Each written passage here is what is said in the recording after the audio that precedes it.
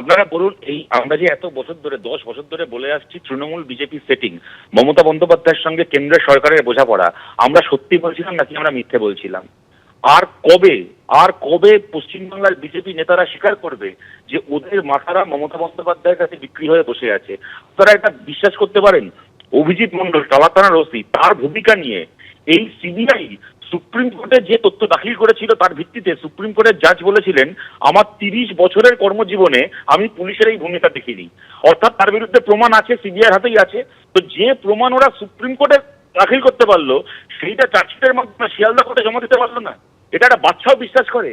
এত মানুষের আন্দোলন, নাগরিক সমাজের রাত জায়গা থেকে শুরু করে, মানে সিভিল সোসাইটি থেকে শুরু করে দল মত নির্বিশেষে, এমনকি তৃণমূলকে সমর্থন করেন যে মানুষ, সেই মানুষের রাস্তায় নেমে বিক্ষোভ প্রতিবাদ, সবকিছুর কি মূল্য থাকলো, সবকিছুর কি দাম পেল? আজকে যদি এরকম ভাবে এরা বলে যে নাকি প্রমাণ লোপাট হয়েছে গেছে বলে তদন্ত এরা শেষ করতে পারেন। আপনারা জানেন অনুব্রত মণ্ডল 2 বছর জেলে ছিল, তারপরে তাকে জাজ কেন জামিন দিলেন তাকে? তার কারণ অনুব্রত মণ্ডলের বাংলা জবানবন্দি নাকি 2 বছরেও ইংলিশে ট্রান্সলেট করে কেন্দ্রের সরকারের এজেন্সি জমা দিতে পারেনি। অনুব্রত জামিন পেয়ে গেল। এরা বলে প্রমাণ লোপাট হয়েছে, কিন্তু নারদার প্রমাণ লোপাট হয়েছে। নারদার যে ভিডিওগুলো যেখানে আমরা ওদেরকে টাকা খেতে দেখলাম, ভিডিওগুলো কি নেই? আপনাদের এবিপি আনন্দের ইউটিউব চ্যানেলে নেই? আপনাদের কাছে নেই? আমাদের কাছে নেই? কার কাছে নেই? প্রমাণ তো লোপাট হয়নি, ভিডিও তো অ্যাভেলেবেল। তারপরে নরদার চোরগুলো বাইরে ঘুরে বেড়াচ্ছে। অতএব কেন্দ্রের সরকারের একটা সিদ্ধান্ত, মমতা বন্দ্যোপাধ্যায়কে আমরা ঘাঁটাবো না। ওখানে তৃণমূল হলে বামপন্থীরা চলে আসবে, কংগ্রেস চলে আসবে, মমতা বন্দ্যোপাধ্যায়কে আমরা ঘাঁটাবো না।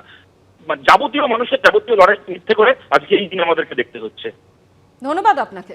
4 মাস পেরিয়ে যাওয়ার পর আমাদের কাছে আমরা যেটুকু শুনতে পেয়েছি তাতে সিবিআই নাকি কোর্টে বলেছে যে যে তারা যথেষ্ট তথ্য প্রমাণ পায়নি ওদের বিরুদ্ধে চার্জশিট দেওয়ার মতো। যদি এরকমই ঘটনা ঘটে যে আমাদের সর্বোচ্চ তদন্তকারী সংস্থা তাদের যদি এই অবস্থা হয়, তাহলে এর থেকে ক্ষোভের, এর থেকে যন্ত্রণার, এর থেকে দুঃখের আর কিছু হতে পারে? আমরা গত 4 মাস আশায় বুক বেঁধেছিলাম যে যারা প্রত্যক্ষ এবং পরোক্ষভাবে যারা এই নৃশংস হত্যাকাণ্ডের সঙ্গে জড়িত তারা তদন্তের আওতায় আসবে, তারা বিচারের আওতায় আসবে এবং দৃষ্টান্তমূলক শাস্তি পাবে। 4 মাস বাদে এইরকম এই দুজন ব্যক্তি জামিন পেলেন, তারা যদি জামিন পেয়ে যায় এবং তদন্তের, সত্যি কথা বলতে যে তদন্তের এই পরিস্থিতির কারণে, তাহলে এর থেকে দুঃখের আর কি হতে পারে? প্রশ্ন আজকে উঠে যাবেই যে তাহলে সত্যি কি অভয়া আর ন্যায় বিচার পাবে? আজকে সিবিআই বললো যে আমরা চার্জশিটটা আমরা দিতে পাচ্ছি না, just because of investigation is still progress. আমাদের চার্জশিটটা রেডি হয়নি, 90 days আমাদের কমপ্লিট হয়ে গেছে, statutory period is over, so the court has been granted the bail. Condition, বেলের কন্ডিশন আছে, তো কন্ডিশন এটাই আছে কি as and when call for, যখন ডাকবে তখন যেতে হবে। সেই অভিজিৎ মন্ডল যাকে বেল দেওয়া হয়েছে ওর আগেনস্টে এখনও কিছু পাওয়া যায়নি, সেই জন্য 90 days হয়ে গেছে, চার্জশিট দিতে পারেনি। বলছে investigation is still going on.